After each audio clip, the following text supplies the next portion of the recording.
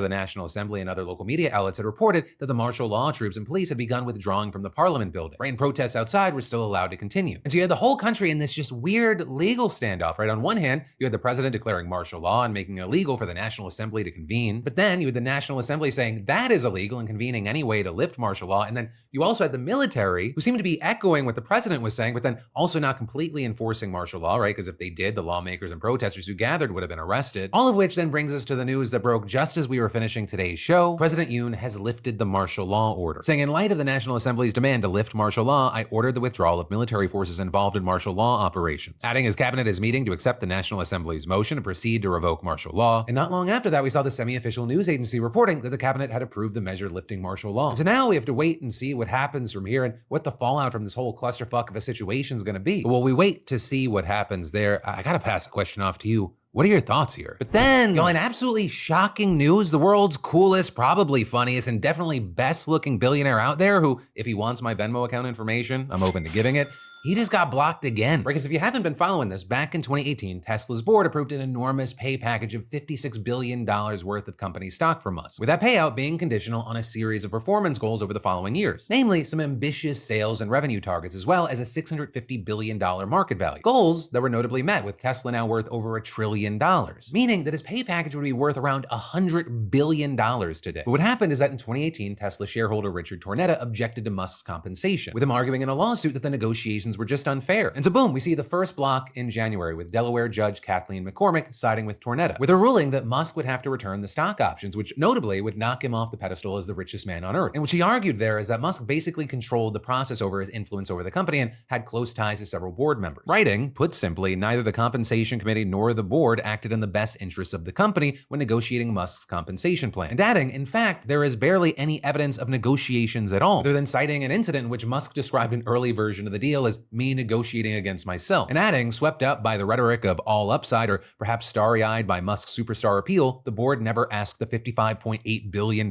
question. Was the plan even necessary for Tesla to retain Musk and achieve its goals? All of which was, of course, very big news, but he still had a chance to change the judge's mind. And with that, what we ended up seeing is back in June, the holders of 72% of Tesla's shares, not owned by Musk himself or his brother, voted to reaffirm the pay package. But at the time, you also had critics pointing to past comments by Musk that arguably could have made Tesla shareholders feel like they were being held hostage. Like, for example, when he threatened to focus more on his artificial intelligence work at his other companies if he didn't get greater voting control, or when he admitted to diverting NVIDIA AI chips meant for Tesla to X. With all of that bringing us to yesterday, where we saw Judge McCormick ruling again that Musk has to return the pay package, as well as calling his lawyer's reasoning fatally flawed and at times indefensible. With her arguing there that the company can't simply swipe away the results of its previous misconduct by persuading a majority of the shareholders to approve that conduct retrospectively, and saying that if courts condone, quote, the practice of allowing defeated parties to create new facts for the purpose of revising judgments, lawsuits would become interminable. And so naturally, following this, Musk used one of his other companies, X, to blast McCormick, writing there the shareholders should control company votes, not judges, as well as sharing a post calling her an activist judge at its worst. So I will say, with this, something that's been less reported on is the fact that another part of McCormick's ruling actually favored Musk, right? Because she also flatly shot down a request by the plaintiff's lawyers to get $5.6 billion worth of Tesla stock to pay their legal fees, instead awarding them just $345 million in cash or Tesla, though, just is a word I use very loosely. That is a lot of money, but a lot less than $5.6 billion. But for now, we'll have to wait to see what happens from here, because of course, Tesla has vowed to appeal the ruling to a higher court. But then, taking a quick break from the news, I don't know anyone who doesn't think that debt can be overwhelming, especially during the holidays when many of us feel the pressure to spend more. Last year, half of American consumers took on more debt just to pay for the holidays, which doesn't help with stress levels. So if you're stuck making payments, but your balances barely budge, today's sponsor, PDS Debt, they can help. And if you have $10,000 or more in eligible debt, PDS Debt offers real solutions no matter your credit score, even if it's bad or fair. They take the time to understand your situation and connect you with tailored options to help tackle credit cards, personal loans, medical bills, collections, whatever's weighing you down. And the best part is that getting started is quick and easy, right? They're offering a free debt analysis for you that takes just 30 seconds. So you can head over to pdsdebt.com/DeFranco to start your journey toward becoming debt-free. So stop merely surviving and start living for you, not your creditors. Take the first step to reclaim control today at pdsdebt.com/DeFranco. But then, for our next two pieces of news, we're going to open up a dictionary. Now, the first piece of news starts with a question of, is it demure to be holding space for the Costco guys, or are you Delulu? And I asked that question because if you understood that nonsensical sentence in really any capacity, you might have an increasingly common condition known as brain rot. The good news is you would not be alone, right? Because brain rot was just named Oxford University's word of the year, with them defining it as supposed deterioration of a person's mental or intellectual state, especially viewed as a result of overconsumption of material,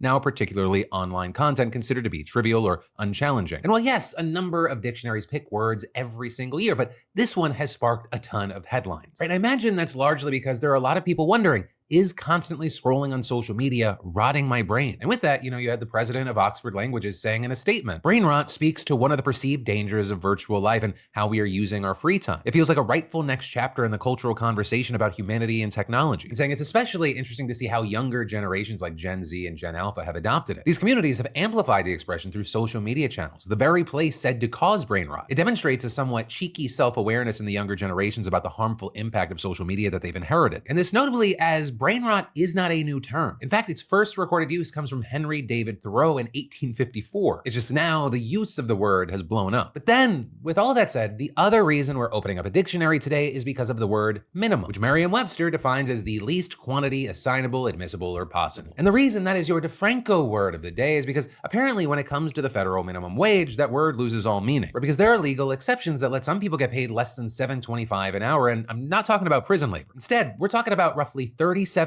disabled workers currently being paid sub-minimum wages in the United States. Sometimes, we're talking literally pennies per hour, right? And that because Section 14C of the Fair Labor Standards Act of 1938 created a program for people, typically with intellectual or developmental disabilities, to work in what are known as sheltered workshops. Basically, just these facilities where they're segregated from able-bodied workers. And then certified employers contract with those workshops and pay the workers a per-item rate or calculate pay based on productivity relative to able-bodied workers. And usually what you see is they're doing repetitive tasks like packaging, assembling, manufacturing, or janitorial work. And as far as why this exists, when the program was first concocted during the Great Depression, its purpose was to provide jobs for injured veterans. But now what we've seen is that it's morphed into what critics have called a loophole for corporations to exploit disabled people. With, for example, the Government Accountability Office finding that from 2019 to 2021, workers in this program typically made about $3.50 per hour. That also is about 12% of them made less than $1 an hour, and some going as low as just 25 cents. Literally a fucking quarter an hour. And that's even if they got what they were owed. Right? Because outlets like the Washington Post found that at least 38% of current certified employers have cheated disabled workers out of millions of dollars in pay. And with that, the Labor Department has ordered employers to pay over $20 million in back pay and other violations from 2009 to 2023. Also, you had the Post saying they found that the program's stated goal of helping its workers transition to higher paying, non-segregated work is a near total sham. With them finding over 2 years, only about 2% of workers made a full transition. Now, with this situation, what we've seen is that as awareness of the program has grown, so has opposition to it, with us seeing 13 states and DC already eliminating it entirely, as well as Illinois, California, Virginia, and Nevada moving to do the same, and Texas has partially eliminated the program. As far as what the impact is, according to the Post, when states end their programs, overall employment of adults with cognitive disabilities actually increases, which kind of refutes the argument that disabled people need this program because they can't get a job without it. But unfortunately, most of the country still allows sub-minimum wages, and Republicans in particular are unlikely to get rid of it. So what's happened is that the Biden administration spent the past year reviewing the program, and today it's now proposing a rule that would phase it out over 3 years, with the acting labor secretary specifically saying, with this proposal, the department expects that many workers currently paid sub-minimum wages will move into jobs that pay full wages, which will improve their economic well-being and strengthen inclusion for people with disabilities in the workforce. But here's the thing, before it goes into effect, there is a public comment period that's expected to wrap up on January 17th, which of course is right before Trump's inauguration, which means it's his administration that'll have to review the comments and then